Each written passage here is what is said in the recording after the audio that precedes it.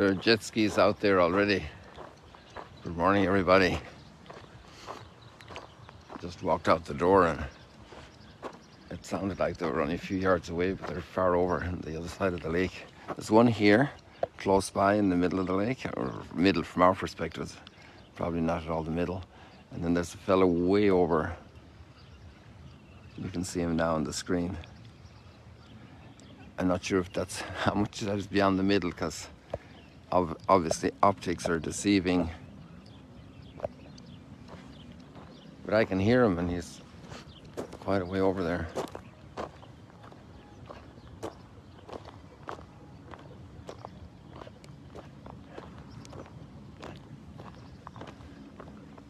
Another beautiful day.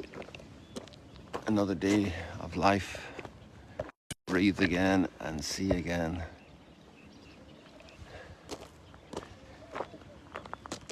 I love the psalm.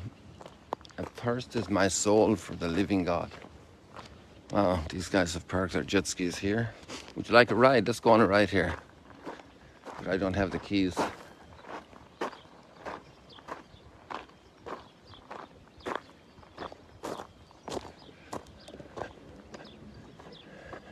Let's go down closer to them just to see them. I don't know if you've ever ridden on a jet ski.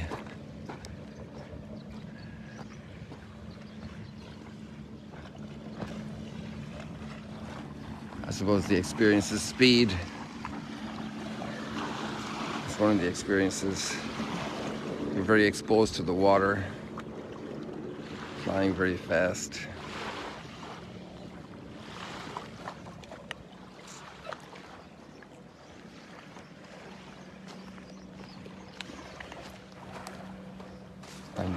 I'm not thirsting for that experience.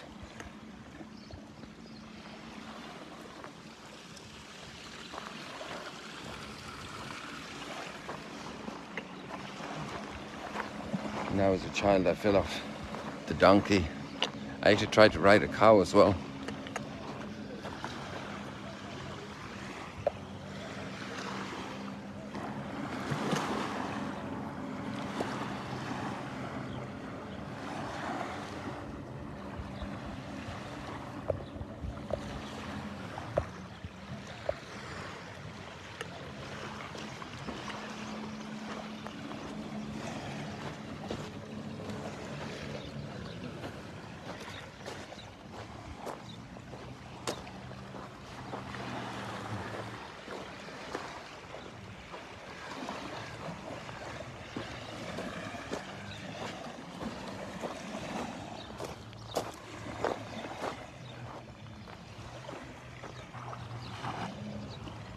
My soul is thirsting for you, O Lord, my God. We're at Psalm 63. And this is the second part of verse 2.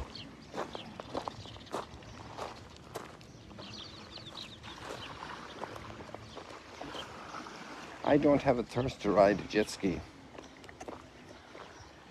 so I'm not going to inquire too much into jet skis and the different types of jet skis and the best prices and the best powers.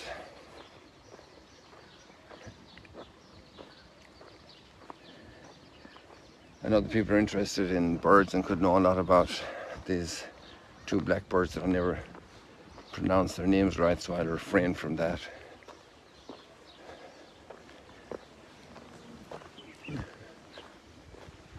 And I don't have a major desire to go through here, but maybe when I was a little boy I'd explore all back there.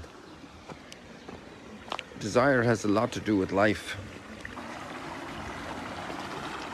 and what we do. And we can foster desire by getting involved in different hobbies and different things. We can develop desire. Also through friendships, because if a friend is desiring something, that rubs off and you start discovering the values of things, maybe going to the theatre to watch drama, or people are interested in musicals. and then they become collectionists or hobbyists. They really get involved with that. They know the key people. And to be desiring God.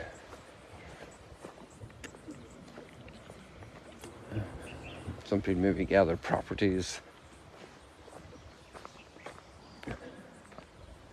or pursue knowledge of a certain aspect of physics or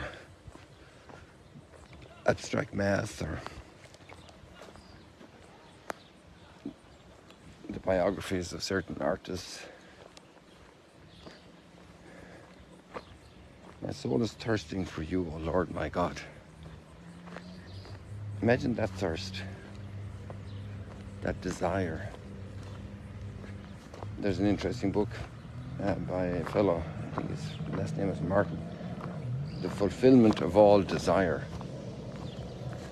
And it's the treatment of the lives of some of the great mystics who so desire God and who grow in this thirst for God.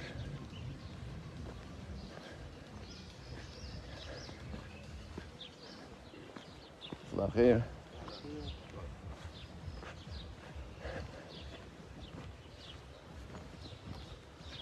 I had a very beautiful experience yesterday at Dignitas after Mass. There was a man there with two older teenage girls, wonderful people, lovely people, and just took me a couple minutes to discern if they were Arabic or Jewish. I started with Hebrew because I said they were local, and then I realized that maybe they weren't Jewish, and it turned out they were Muslim. And two high school girls, probably in the last year or 2 years, there were two different classes. They were very good friends, and the dad of one of the girls. And they were coming in to see Duke and Alton, and just incredibly interesting people.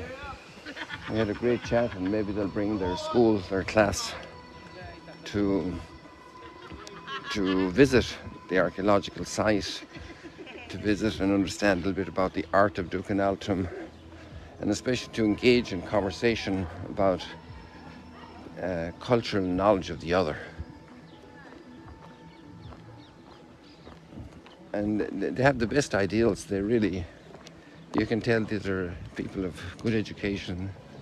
They want a future. They want to have, good morning, they want a future. They want to have a good life. And they're studying, learning languages. One of the girls speaks 3 languages. Maybe she's 16, going on 17.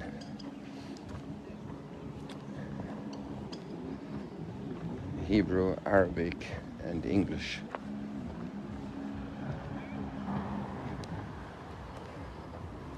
It's, it's amazing. And they're very willing to do something interesting. They're willing to go and talk to their school and say, why don't we bring the class here for a cultural visit? Which is very nice, very uplifting, very, very beautiful experience.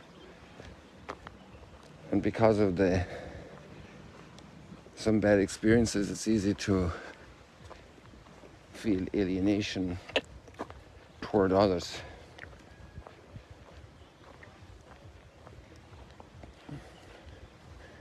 And I think they're people of prayer. They were very respectful in Magdala, obviously not in the Christian way, but in the Islamic way. They also asked me if I knew Islam, and I said I need to learn it a lot more. That I really wanted to learn more Arabic, to study the Quran from the Arabic knowledge, but I have to review that condition. I think I need to study more, not wait for that, because the Arabic is tough. What are our desires? What are our desires? What are we wanting? And the biggest desire for any human being is to have a soul thirsting for God. And if our soul is thirsting for it, then we will look for the friendship with God, the communion with God.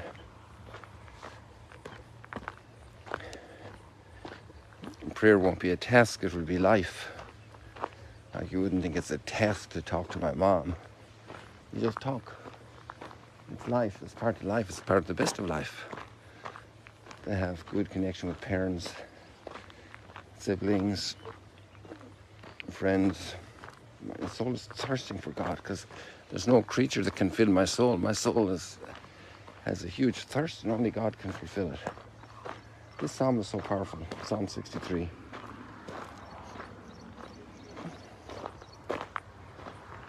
And to cultivate this desire, to want to be more with God, to be more filled by God. There's some people asleep here.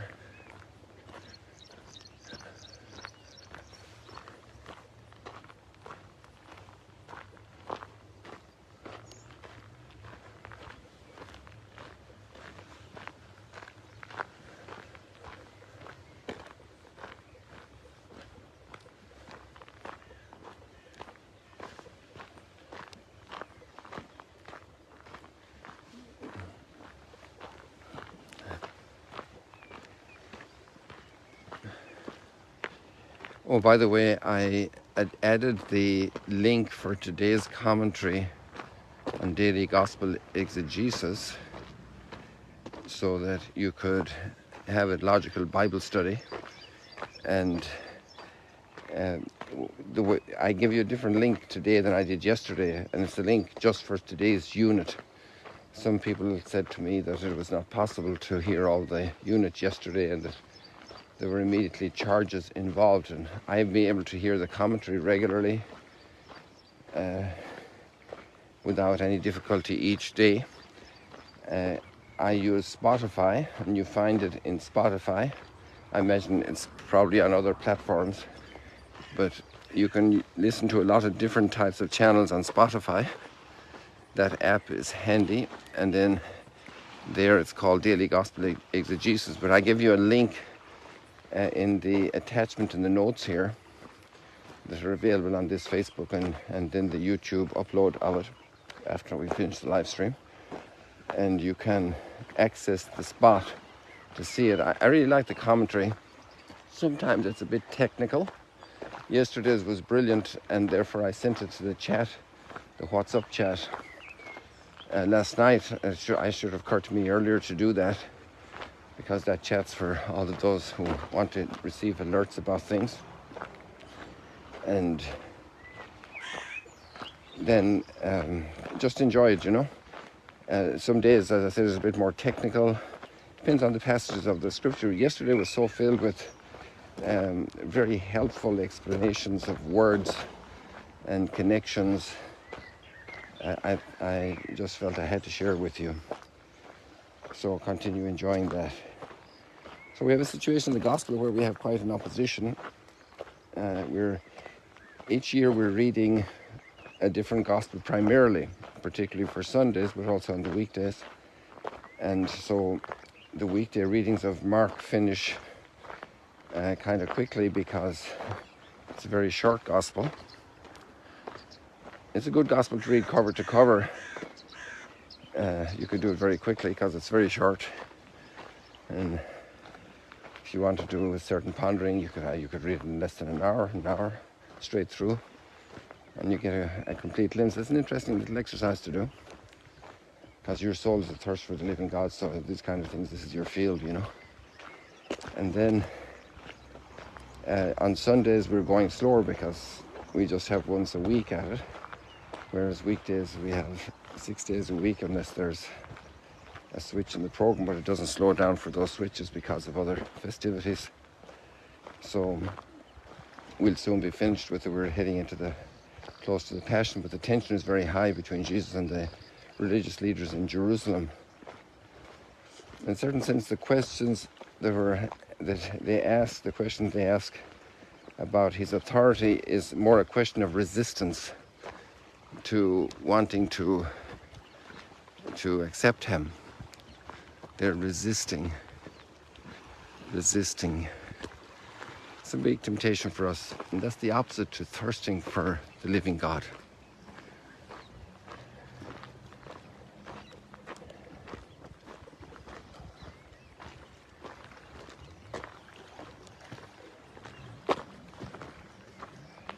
There's an interesting letter there also in the letter of Jude. So we've left the letters of Peter, and now we're at the letter of Jude. And it's an interesting instruction. Build yourselves up in your most holy faith. That's an interesting expression because it kind of goes with that. My soul is thirsting for the living God. So that's kind of a naturally given thirst. But there's also the building up. And if I do thirst, I will want to be built up. And the best way then is praying and asking God for the grace. Oh, we've got a purple heron sitting right here, I think. Or at least it's a big bird. I can't see it from this angle. We also have one of these ones I don't pronounce right, the cormorant that just flew away. But this is probably a purple heron right here now in the sunlight. Yeah, there she goes. Or might have been another heron because I couldn't see the neck format. But I think it was the purple heron because it did stand up tall. And we were very close. Keep yourselves in the love of God. And obviously that's a grace, first of all. But there's also our will to want it. So my soul is filled with the thirst for the living God. We have here two command verbs. Build yourselves up. Keep yourselves in the love of God. Help those who waver. To be an encouragement, you know. Have mercy on others.